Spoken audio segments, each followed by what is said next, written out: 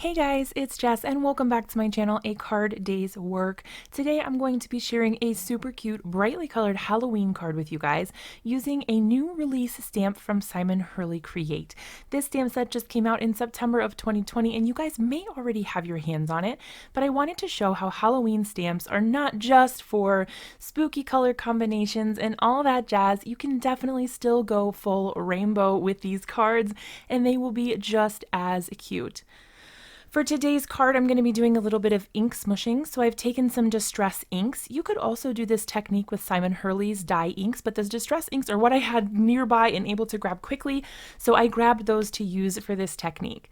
Simon's inks will work really well with this as well because they are water reactive, so you can definitely use those or the Distress inks. You can definitely use the Distress Oxides too, but for some reason, because of the chalky sort of finish on the Distress Oxides, they don't look as vibrant, in my opinion, as these ones do when they are all watered down, because they do get that oxidized look. So in order to go for the nice and vibrant, bright shades here, I do want to use something more like the Distress ink or Simon Hurley's dye inks. To get this watercolored effect, what we're going to do here is smush your ink pad directly onto a craft mat or craft sheet like you see here. Spritz that ink directly with water. I use the Distress sprayer from Ranger, but whatever kind of water bottle or mister that you have will work perfectly. You just want to get those little itty bitty droplets of ink kind of more liquidy, add that water to it and get them sort of flowing and moving around. Now you don't want to add too much because then your colors will be extremely watered down. I like to just lay them out side by side like this, but you could certainly do them one color at a time if that makes you feel more comfortable. If you're not ready to do multiple colors at once, that is totally okay. Just go at your own speed and kind of add things as you get more comfortable with them. Start out with one or two colors, and then gradually you can add more at once and you'll feel like a pro in no time. Once I get the basics done and I have the ink there, I did use a little bit of a clean paper towel to blot up some of the excess water. The paper that I'm using, or the cardstock, is Simon Hurley's Stark White cardstock, and it is not necessarily intended for water, but it can take some water.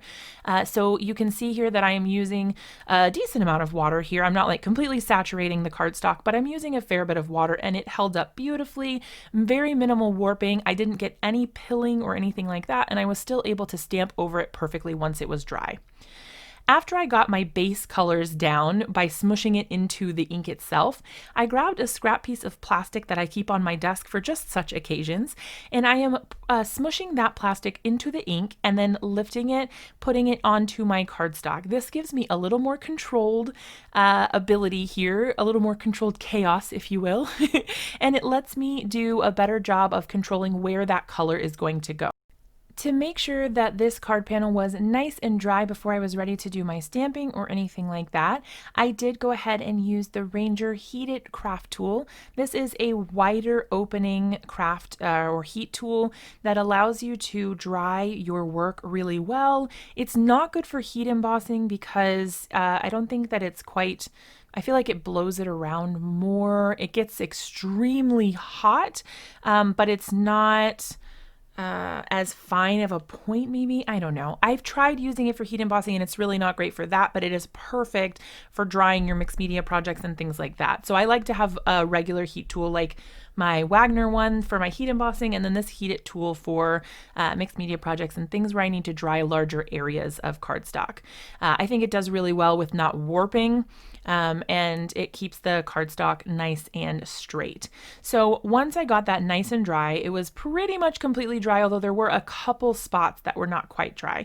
I go right back in with my little plastic sheet again, and this time I'm trying not to add areas that are extremely watered down. I want to focus on the areas that have the least amount of water when I'm going to pick this up off my craft mat.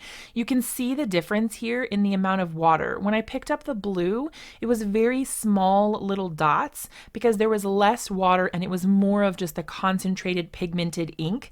Whereas when I I picked up the middle section of the yellowish orange sort of area, it was a lot more water, and that made it so that my ink that I was putting onto my cardstock was much more splotchy. So when I went in with my pink, I was much more careful, and I tried to only pick up those little areas that had less water in them. This way you can really play around with the quality and the finished product that you get and really work with your results to make it look exactly like you want it. Now, I don't like to be wasteful, so I did go ahead and pick up the remaining ink with a scrap piece of cardstock here. You can use this for a background later, kind of do whatever you want with it, but there you have your ink, and you didn't let any of it go to waste, and just clean up that little bit of excess at the end and you're good to go. All right, so now that our panel is completely dry and we've got it smushed and blended exactly like we wanted it with our Distress inks, it is time to go ahead and stamp out our card. I decided to use this adorable kitty corn image. You get it because it's a kitty cat, that's a unicorn. It's a kitty corn. I decided to use this adorable little guy as the focal point of my card. I decided to go ahead and actually stamp 3 of this little kitten here. So I'm stamping 1 in the center. That helps me line things up and make sure that I have a nice center point there. I find that this is much easier than trying to do 1 on the edge first. If you start in the center, then you can space them nicely on either side and your card ends up looking nice and even. Once I did go ahead and stamp that little guy in the center, I moved him over to the left and also to the right and stamped an image on both sides, just the same exact image, and that was it for that part.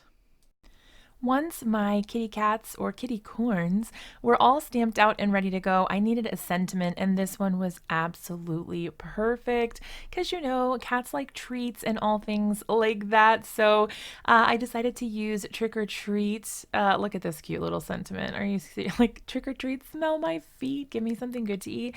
So cute, and it already came in a thought bubble or a speech bubble, so it was perfect to add to my card here. This is such a playful and fun card. It would be great for a kid's Halloween card, but honestly, I think any adult would be happy to receive this as well. I thought they looked a little bit weird, kind of floating off in space, so as per usual, I decided to add a little bit of a shadow beneath each of those kitty corns so that it didn't look like they were floating off in space. It gives them a little bit of ground, or it grounds them a bit, just so it looks like they're actually sitting on something. In order to add that, I did use my Spectrum Noir alcohol markers in different shades of grays. Cool grays anyhow. And then I'm just going to do a little bit of trimming to the card to make sure that it fits on my panel. I wanted to add some black strips on the top and bottom. So I just went ahead and trimmed a card panel down. I left it at the full length, so it's still 5.5, but I trimmed it down and then gave it a little bit larger of a black piece to mat it on the top and bottom. I did also use some foam tape from scrapbook.com. This stuff is amazing. It comes in 2-inch wide strips. You can get other widths as well, but I absolutely love this just because it's so quick and easy to put on a card. You don't have to spend all that time putting tons of strips on there. It's just massive and it gets the job done real quick. I peeled off the backers for those and plopped it right on top, and then I was ready to go ahead and attach this to my card front. I didn't do any extra embellishing or anything like that because I thought it spoke enough on its own. It kind of had enough of a statement with the rainbow color, and I absolutely love how this one turned out. Be sure to let me know what you guys think about this card down in the comments. If you have questions about supplies that were used, they're linked in the description, but you can always drop me a comment and let me know. I hope you guys enjoyed this video. If you haven't already, be sure to hit that subscribe button and turn on notifications so you never miss a video when I post, and I will see you guys in another one really soon.